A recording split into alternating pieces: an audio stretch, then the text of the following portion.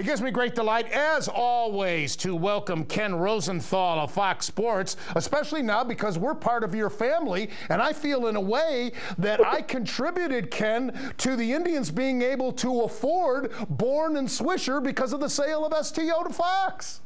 Bruce, I actually hadn't looked at it that way, but you know what? I've heard worse thoughts. Funny you mention that because Fox also bought into the Yes Network this year, and I believe they control half of it now, or almost half, and will control more. And, of course, the Yes Network is with the Yankees. So I said to somebody with the Yankees, does this mean we're partners now? Or I said, does this mean I'm working for you, or does this mean you're working for me? And he laughed, and he said, we're all family, which kind of sent chills down my spine. But anyway. I started the show saying I'm pleasantly surprised, and I don't think the word shocked is out of the realm here either. I thought, and I had already given the Indians a B+, but now the signing of Bourn. Your thoughts, Ken? Well, I wrote it on FoxSports.com.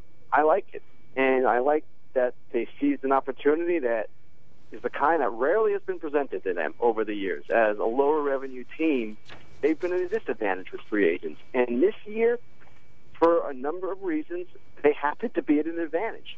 And the protected pick, of course, being primary among them. But not just having that advantage, but taking advantage of that advantage, if you can forget that English. And that is something that ownership deserves credit for. I know they've taken a lot of heat there, and rightly so at times. But $104 million combined for Bourn and Swisher, that's pretty good.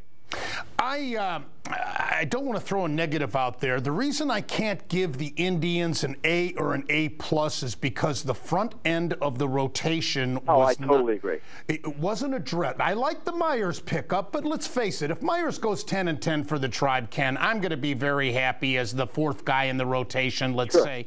But the front end of the rotation still comes down to Jimenez and Masterson and Jimenez. Otherwise, we're going to lose games 9-8, 10-9. There's no question. And I'm totally with you on that. There's frankly no way to fix it at this point other than to sign Loesch, which they're not going to do because I guess finally they're out of money. But at the same time, you've got a better outfield defense. And last year they had one of the worst outfield defenses. They still have a strong bullpen. They have an improved offense. In theory, that should take some pressure off the rotation. In reality, you and I both know it's not that simple. And the bad rotation is a good way to kill your team. But I am encouraged. I actually believe Masterson and Jimenez might be better because I don't know that they can be worse. So let's see how it plays out. Clearly, they're not a flawless team. We know that. But are they a more interesting team than they were 24 hours ago? Yes. Are they a more interesting team than they were 3 months ago? Absolutely. And who knows? Maybe Bauer will find himself with them and become, maybe not right away, but in time, that kind of ace that they've been needing. Well, you know, I'm glad you brought him up because every year there seems to be a pitcher. Last year, meddling with the Braves. I remember Dontrell Willis, when he broke in with the Marlins, took the National League by, you know, there always seems to be, last year in a relief role and the closer's role, Chapman with the Reds. There always seems to be that guy. Is it premature to expect that from Bauer? Yeah. And you can never expect that. No one expected it from Medlin or Willis or any of the other guys that you're talking about. But Bauer has that kind of ability. Otherwise, he wouldn't have been one of the top 3 picks in the country when he was drafted. The question is harnessing that ability and, as a young pitcher, learning to be a major leaguer. And, of course, he had some issues in Arizona that I'm not sure were necessarily fair against him. What I'm saying is that he had some clashes with people that part of it's youth, and part of it is, hey, he's a different cat, and you have to accept him as a different cat. But he has the ability to be a frontline guy, and that's what they were looking for. And that trade, for them, was a really good trade. I said to the fans with the signing of Kazmir and Matsuzaka, I said those are no-lose signings by the Indians. So what if they don't pan out? I mean, it's and what if by, you know, a little bit of luck, a little bit of miracle, if you will, one of them. I thought Kazmir, when he broke in, was phenomenal. He's had a lot of injuries, hasn't he, Ken? Yeah, and he just got off track, and he's something or someone that you just take a flyer on. And it's funny. I got to say, while those names are interesting, and certainly they're accomplished major league pitchers, there are guys like that in most every camp. And I can talk about Seattle. I was there yesterday. They've got John Garland and Jeremy Bonderman. Tribe fans know them well. They were both really good Major League pitchers, both making comebacks. So, again, you're taking a chance. It's kind of like a lottery pick, and if you hit it, bingo, you got something. You were in Goodyear today, or are you still there now? No, I'm in Tempe. I was not in Goodyear today. Oh, okay, okay. I'm making my way over there. You know, Francona now, this signing also addresses the DH position, because Swisher can go to first base or DH, Reynolds can go to DH, Santana can go to DH when Marson catches, Santana can go to first and Reynolds to DH. It gives Francona all kinds of flexibility, and that's just defensively speaking. Offensively, with Bourn in the leadoff spot and Kipnis in the 2-hole, if you put Stubbs in the 9-hole, all of a sudden you got 3 guys with 30-plus stolen bases. Right. Now, of course, Stubbs has to get on base to steal bases, but right. You make a fair point, and they do have a lot of ways they can go, which I love. When I look at a team like that with switch hitters and flexibility and positional flexibility, that's perfect. And it gives you matchup advantages all over the place all the time, or, well, almost all the time. That's a really good thing. So, from that perspective, offensively, they're in a really good place. It's just the pitching that is going to be probably what defines them as a team. How concerned would you be if you're an Indians fan with all these strikeouts? Antonetti would argue that we struck out one of the teams that struck out the least or near the least, so we had some strikeouts to give. I don't know if I buy that. Your take? It's an interesting discussion, one that kind of divides the baseball community. A lot of people on the sabermetric side say, Bruce, that strikeouts are not that big a deal. There's outs just like any other outs. But then there are people who look at the dynamics of a lineup and how a lineup flows and the reality of playing a game sometimes, and it doesn't look so good.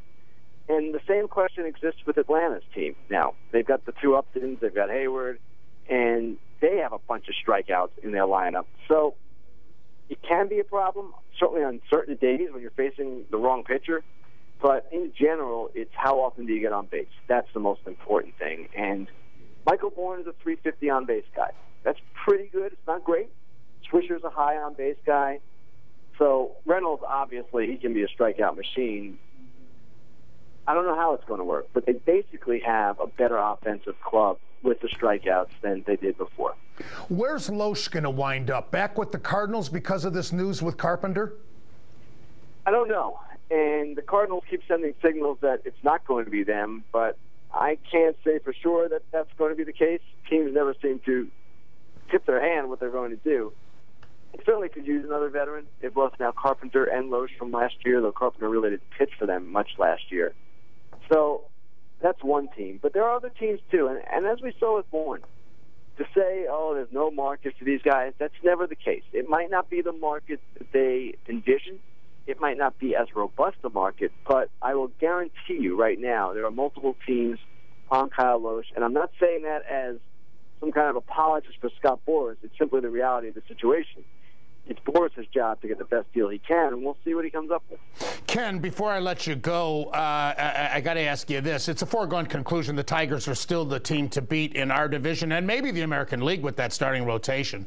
But let me ask you about the White Sox and the Royals. Everybody's so impressed with what the Royals did, including me. I wanted the Indians to get Shields. I love Shields. But they're obviously very improved, and they've got these developing young hitters and Moustakas and Hosmer, and Gordon has come into his own now. But the White Sox did nothing except lose A.J. Przinsky. Right. I don't see them as terribly improved, and I don't know where they're going with this. It was a curious offseason from their perspective. And when you look at the division, you wonder, well, how are they going to compete with the other clubs? But they had a little bit of a better core to start with. So a lot will depend on health for them. If the pitching stays healthy, they ultimately can trade a pitcher perhaps, but they didn't do that. They had the opportunity this offseason. So we'll just have to see where it goes. I'm not that bullish on them right now, though, I'll tell you that. And the Royals? The Royals I want to see it come together before I believe it, because they haven't put it together yet. Right. And certainly the young hitters need to take actually Hosmer specifically. They can be good. There's no doubt about that. Are they good enough to challenge the Tigers much like the Indians? I would say the answer is no. But they should be improved, and they should be a team that has a better chance of competing night after night because of their pitching. And that's the one edge they have over Cleveland going into this thing. Well, it's always a pleasure featuring you on the show, Ken. I feel like I have the right to call you brother now that we're under the same umbrella with Fox.